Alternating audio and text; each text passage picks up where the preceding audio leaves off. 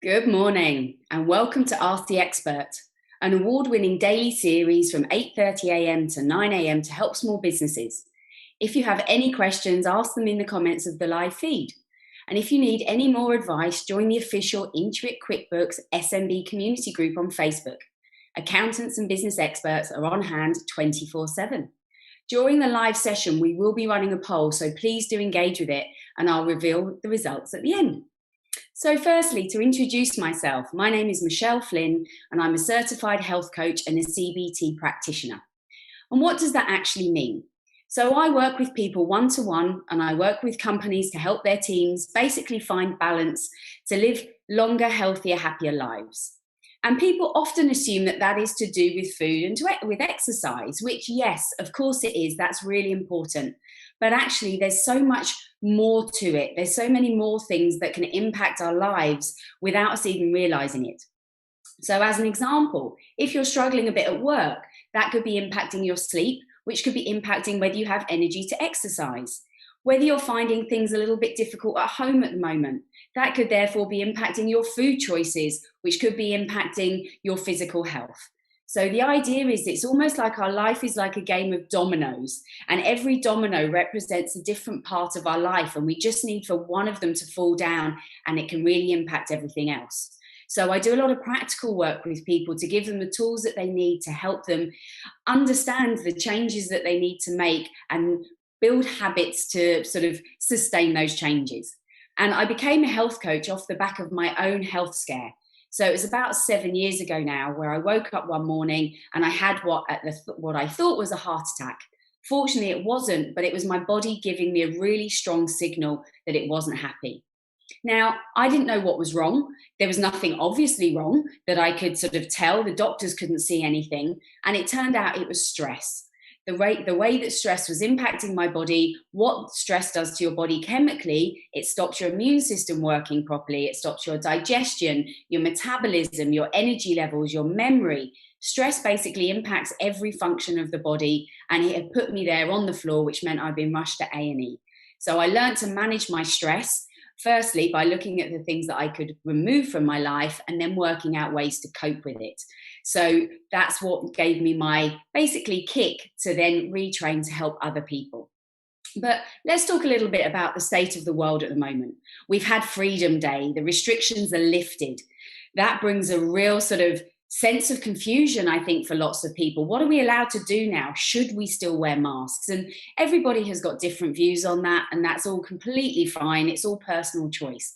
But the numbers are still rising.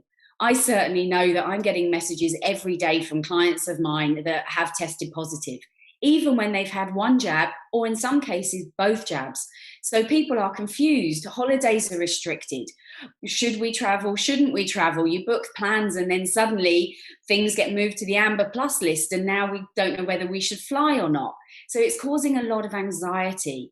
It's causing a lot of I think that sense of frustration of not being able to just get on with life, because the sense was that Freedom Day was going to bring back normality, and yet it hasn't. And during all of this time, it's really important that we look after ourselves. With the numbers rising, it's important that we've got a really strong immune system so that if we do get COVID, we're able to fight it. So I wanted to share a few little tips with you about how to build your immune system before I start taking your questions. So the reason that we need to focus on your immune system is obviously that's the thing that sort of finds the enemy. It's a bit like our own sort of set of soldiers. The enemy comes, those germs, and it fights them off. And actually 70% of your immune system lives in your gut. So when it comes to building your immune system, the first thing we really need to look at is how we have a nice, healthy gut. So let's talk about food and some things that you can do to help boost your gut and therefore boost your immune system. So number one, reducing sugar and processed starches. And what do I mean by processed starches? I'm talking about those white flours, the white breads, the white pastas, the pastries, the things that we're not really quite sure what's in them. Because with sugar and refined starches, they cause inflammation, they upset our gut, which then impacts the immune system. We want to increase the amount of protein that we're having. And if you are a meat eater, making sure it's really good quality meat that you're having. If you are vegetarian or vegan, making sure that you are getting your proteins through tofus, tempehs, beans, nuts, so that you're getting the protein levels that you need in there, again, to be feeding up that gut bacteria, which boosts the immune system. So that, again, we come to vegetables. We need to be getting a lot of fruit and veg in. People often think the magic number is 5 portions a day. Sadly, that's not enough anymore. With the quality of our soil, our fruit and veg quality is no longer got the nutrient levels that we would be used to. So we need to be increasing those numbers. And this is a high number, but the ideal is to get to 10 portions a day, 2 portions of fruit and 8 portions of veg. So really bring some focus to that, because by having more plants, you put more fiber through your body, which feeds the gut, which boosts your immune system. Moving away from food, a few other little bits and pieces that you can do to help yourself is exercise. Exercise gets the blood pumping around the body, that takes the oxygen around the body, which is going to be giving our immune system a boost. So there's a fairly regular sort of term here, boosting the immune system. Not only that, we know that exercise makes us feel good. Even when you don't really want to do it. We all have those days, and I had that, I must admit, this morning, where it was cold and miserable out and I didn't want to leave my house. But you always know that afterwards you're going to feel better. And there's no right or wrong with what sort of exercise. You don't have to be running marathons. It can be as simple as just getting a few steps in, a bit of fresh air, any form of movement of your body. So it can even be whilst you're kind of chasing the kids, sort of to get them to sort of put their shoes on, or sort of just doing some housework, whatever it is that gets your body moving. The next thing, sleep. Got to make sleep a priority. We need to be aiming for 7 to 9 hours. We all know that when you have a good night's sleep, you wake up and you feel better. So putting some focus on that. If you've got to be up at 7 o'clock in the morning, do the maths, work backwards to work out what time you've got to be in bed to give yourself enough chance to get that amount of sleep that you need. Sleep is our body's life support system. And finally, when it comes to the immune system, reduce your stress. Stress inflames our body, and inflammation is the thing that causes chronic disease. So we need to be focusing on reducing the stress. So how do we do that? I'm going to do a little breathing exercise with you. And anyone who's ever joined any of these sessions with me before will know I love to breathe, and I think it is our absolute superpower. And by doing some focused, conscious breathing, we are telling our bodies that we are safe, which means that we turn off that stress response. So I want to do something, and I've done this one before, but the reason I love starting with this one is it's done by the military. So people tend to take it a little bit more seriously when I say that the Navy SEALs do this before they go into battle. This is called tactical breathing, otherwise known as box breathing. So take a little square, it's a box. I'm using a Post-it note. You can write it on a piece of paper. You can get a beer mat. And we are going to breathe around the box. We are going to breathe in for a count of 4, hold our breath in for a count of 4, breathe out for a count of 4, hold our breath out for a count of 4. I'm just going to do this 3 sessions, 3 little loops with you, and then I'll start answering your questions. So sit yourself up nice and straight, put your feet flat on the floor. If you're sat on the floor or on the bed, just fold your legs, whatever is comfortable. And I want you to close your eyes. No one can see you, so don't worry about what you look like, but close your eyes, relax your shoulders, just maybe roll them back a couple of times. Let the stress go. Soften your face. And here we go. We're going to focus on breathing in and out of the nose. The nose is part of your respiratory system. Your mouth is not. Your nose has hair in it and mucus in it to work its magic. So in and out of the nose, here we go. Breathe in for 4, 3, 2, 1. Hold in for 4, 3, 2, 1. Breathe out for 4, 3, 2, 1. Hold 4, 3, 2, 1. In 4, 3, 2, 1. Hold 4, 3, 2, 1. Out 4, 3, 2, 1. Hold 4, 3, 2, 1. In 4, 3, 2, 1. Hold 4, 3, 2, 1. Out 4, 3, 2, 1. Hold 4, 3, 2, 1. Now just go back to your normal conscious breathing. Breathe in, breathe out. Become aware of your actual breathing. We breathe 25,000 times a day, and yet most of the time we are not even aware that we are doing it. On average, people are breathing 15 to 17 times a minute, and by becoming conscious of it, you automatically slow that down. And when you slow your breathing down, you physically slow down your heart rate.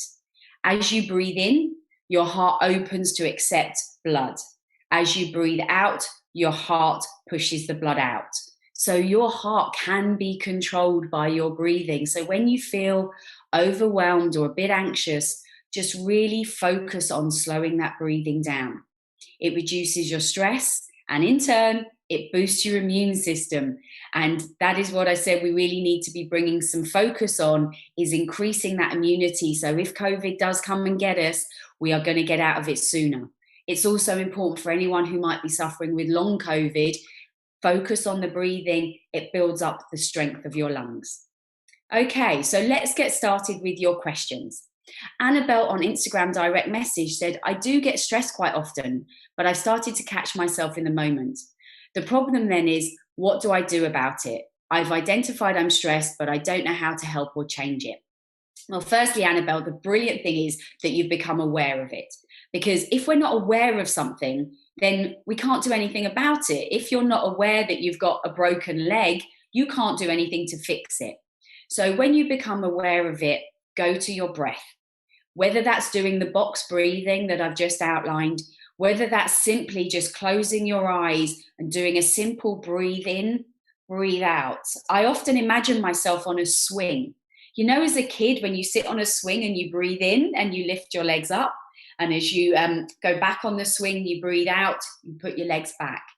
So by slowing your breathing, by becoming conscious of it, you're resetting your stress response. Your adrenaline and your cortisol, which will have increased, because that's what happens when we are stressed, will be told that they can go back to a balanced level.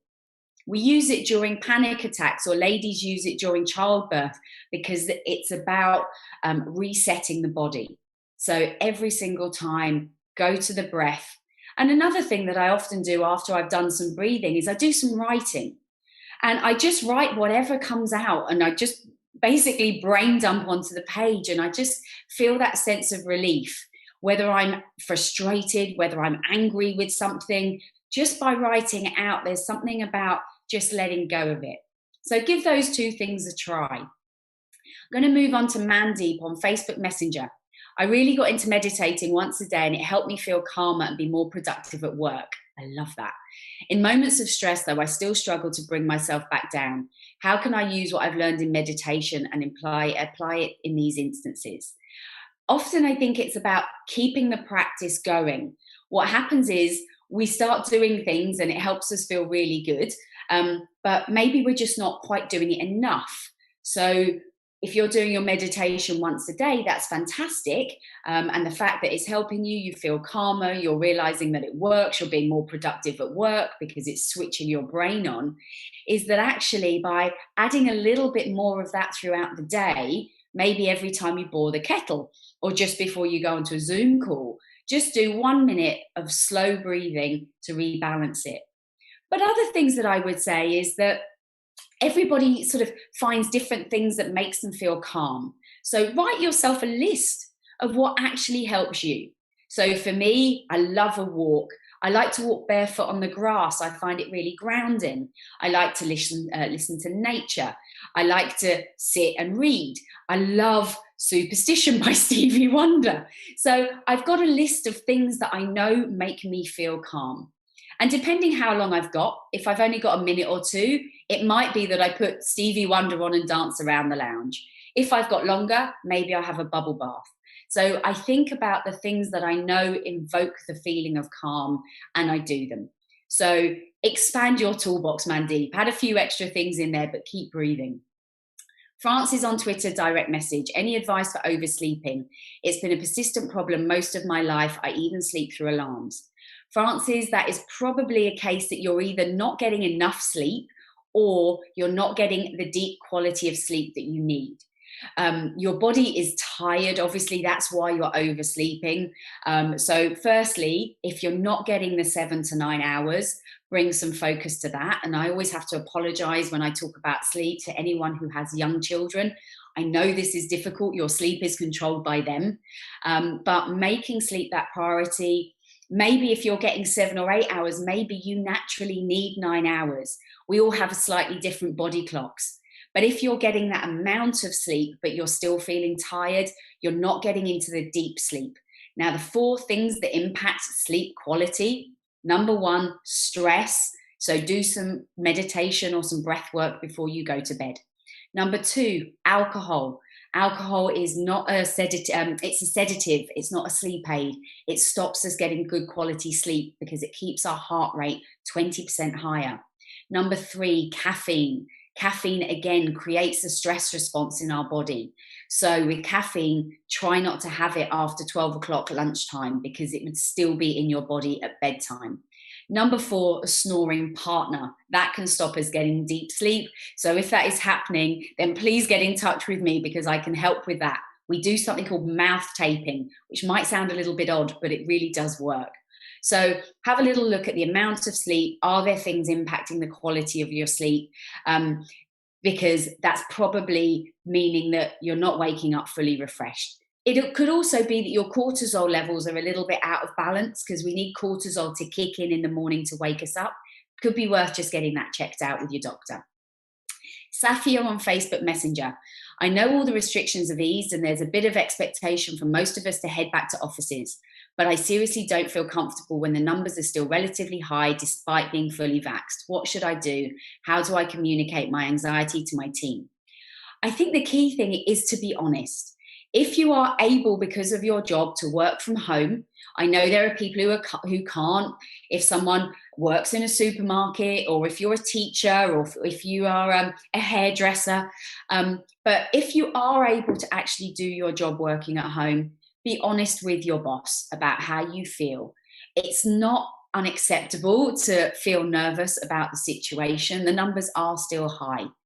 If you do have to go into the office because of your job, then think about the ways you can keep yourself safe. So wearing the mask, and I know they're not particularly comfortable, but you could wear them all day in the office. If that's not comfortable, maybe try different masks to see if you can find one that works a little bit better. Making sure you've got your hand sanitizer. Depending where you sit in the office, maybe sit further from someone else, or if you can sit near the door or near a window so you feel that there's a sense of fresh air.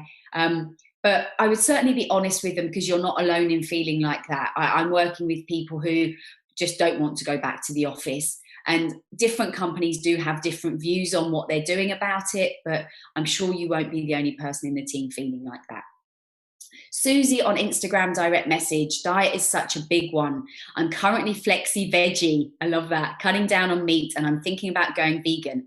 My main concern though is protein sources. What are the best vegan protein options? I love this. I remember, so I am plant-based, and before I did that, I remember asking that exact question to someone else that I met was a vegan, which was, where do you get your protein? To which he clearly looked like, this is always the question. With that now, I love to show people pictures of gorillas because gorillas are plant-based and they look fine. There are lots and lots of types of vegan protein. The ones with the highest amount of protein is the tofu and the tempeh. You kind of have to learn how to cook them because they can be a bit boring, but there are some great recipes out there for using those. And I use tofu in place of chicken. So if I'm doing a stir fry or a curry, I'll put tofu in there. I'll often just basically griddle it and put it on a salad. But there are chickpeas or the whole bean family. So chickpeas, kidney beans, black beans, butter beans, really good sources of protein, your nuts and your seeds, also vegetables. Basically all plants have got proteins in them. It is just about that different levels of them. And if you really feel like you need to get extra, you can go to your protein powders, but go to the natural ones. Go to organic pea protein or hemp protein. You can add those into smoothies, into breakfast cereals. My breakfast would often be oats with flaxseed and chia seeds, great for protein. Also add in there some of the plant protein powder just to boost the amount that I'm getting. But I would say, don't worry about it. It seems to be something where sort of we're trying to be sold products because we should be getting more protein, and protein is really important. I did say that at the beginning with the immune system. But if you are eating a great, varied, plant-based diet, you'll be getting your protein. The thing with going with vegan is making sure you're not just replacing it with the fake meats, because they're often highly processed, full of sugars and chemicals. So focus on those plants. Ethan on Facebook Messenger. I know how important sleep is, but I can't seem to get any. No matter how tired I am, most nights my brain decides to keep me up with worry. Then I get even less sleep and more stress the next day. What shall I do? You're so true, Ethan. I saw a brilliant cartoon the other day, and the brain was saying to the body, are you going to sleep? And the body said yes. And then the brain said, why is it in boiling water, pasta goes soft, but eggs go hard? And then your brain is awake. So, firstly, one of the things that can really work is getting stuff out of your mind. Just doing a list. Maybe it's your to-do list for the next day. Maybe it's just getting things off your mind that are bothering you, because imagine your brain is like a lot of light bulbs and it's on with all of these thoughts that are going on. I must sort of phone my mum tomorrow. I must send that email. I must book the car in for a service. They're all little lights. And what you need to do is basically turn those lights off. So by writing that all out, so your brain doesn't have to remember what it's got to do, it's on the list. Then I would try some sleep meditation. Try the box breathing that I just mentioned at the beginning, because that's slowing your breathing down. Other things like having a nice bath, using some lavender oil, they can really help. But making sure you're getting off your screens. When we go onto phones before bed, which we all do, that basically tells our body it's time to be awake. Our body sees the light of the phone as the sun, and our bodies think that the sun means it's daytime. So get the phone away. Try not to be on any sort of email or social media at least an hour before you go to bed, so that your mind isn't thinking about what's going on in the world or what's going on with your work. And definitely try doing some sleep meditation. Try the Calm app. That's a brilliant app. It's got lots of different things on there for helping sleep. It's also got sleep stories, and it's done by amazingly famous people with wonderful voices like Stephen Fry and Matthew McConaughey. I've never got to the end of the Matthew McConaughey sleep story because I find his voice so smoothing. I'm passed out before I know it. So try a few of those different things. Tori on Twitter direct message. How do we actually really switch off? I feel like I've turned downtime and self-care into another thing on my checklist. So now it doesn't really feel truly relaxing.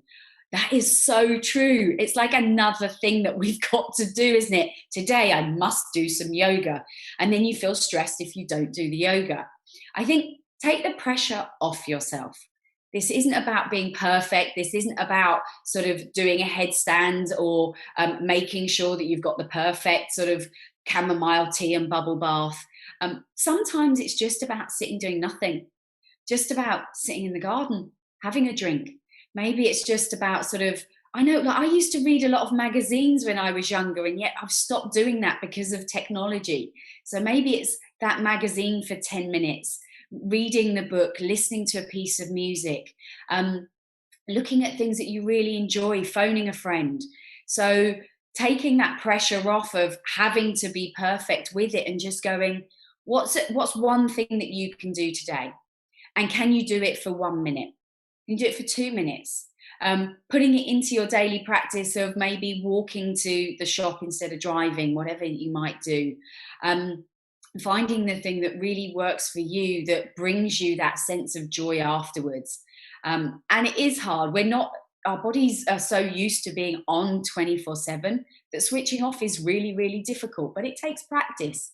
Same as with sort of doing breathing. It takes some practice because our mind is used to just being alert and checking sort of the news, the social media, the email. Are the kids okay?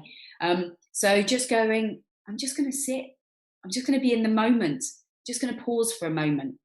And then just build on that. But don't put your pressure on to suddenly have baked the perfect sourdough bread. It's like, no, just do whatever works for you. Okay, Yosef on Facebook Messenger, you mentioned how important exercise is, but I often find it hard to slot it into my day. I definitely don't have time to hit the gym for an hour every day. I manage a 30-minute walk each day. What more should I be doing? If you are doing that already, that is brilliant. Walking is, to be honest, the best form of exercise. It gets the heart pumping, it gets the oxygen flowing, it gets your sort of every part of your body moving. So if that's what you're doing, brilliant. If in between that you can fit in sort of a bit of a 5-minute kitchen workout whilst you're waiting sort of for the rice to cook or whatever it is that is sort of the kettle to boil, then that's absolutely fine. Maybe just do a few squats, a few lunges. There's one guy that I work with, and every time that he goes to the loo, he does 5 push-ups. Don't do that in a public toilet, obviously, only in your own home. But by just sort of doing those little things throughout the day, when you look at the people who live longest in the world, they're not going to the gym, but they're just moving. They're constantly lifting and moving things around, or they're walking instead of getting in the car, or maybe getting on the bike. So it doesn't have to be the gym. It's just about movement. And it's about finding something that you enjoy.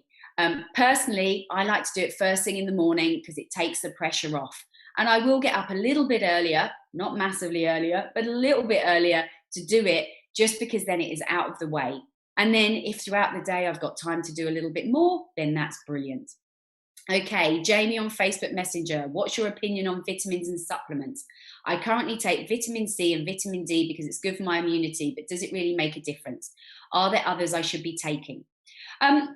I think we've got to be careful with supplements, Jamie. I think the idea is that they're a supplement, not a replacement. And people often think, hey, I take the multivitamin, so I don't need to eat any vegetables. Always go to food first. So if you are concerned that you're not getting enough vitamin C, then maybe add in some more, sort of have an orange, have some berries, have some broccoli. Broccoli is just great for everything. With vitamin D, that comes from the sun, which obviously we don't always have in England. So it can be good to take a vitamin D just to top that up. Make sure you're taking a good quality one. Often the ones that are really cheap, to be honest, they're not doing anything. So look at the quality of the ones that you're getting, maybe going to a health food store rather than necessarily getting it in the supermarket. And it can be good to take a good multivitamin to give yourself a base level, but don't be relying on them.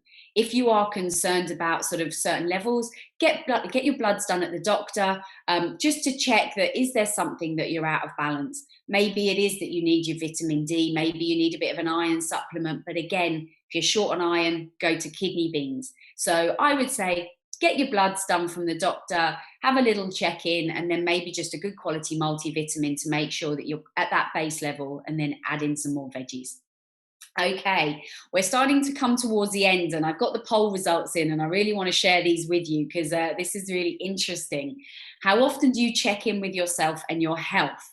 So 50% of you said daily. Brilliant, really, really good.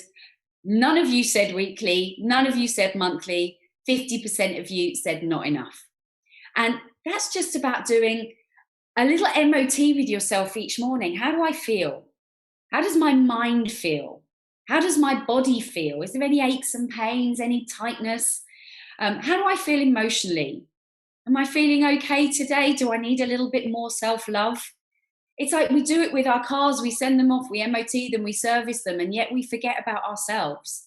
And I know it feels like yet another thing that we've got to do on the to-do list. But do it when you're in the shower. Do it whilst you're brushing your teeth. Just as I'm brushing my teeth, I'm often just having a little look in the mirror. It's fairly normal. And I'm like, am I all right today? How am I feeling?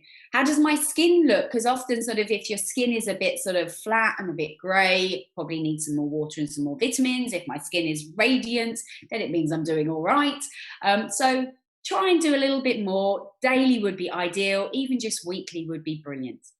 So we are coming to the end of our time together, and thank you all for tuning in. If you want to get in touch with me, go onto my website, which is michelleflynncoaching.com.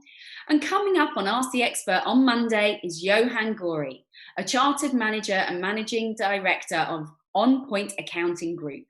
Tune in to get advice on accounting and the latest features and tools that will make your bookkeeping easier. A reminder that if you need any more advice, join the official Integrative QuickBooks SMB community group on Facebook.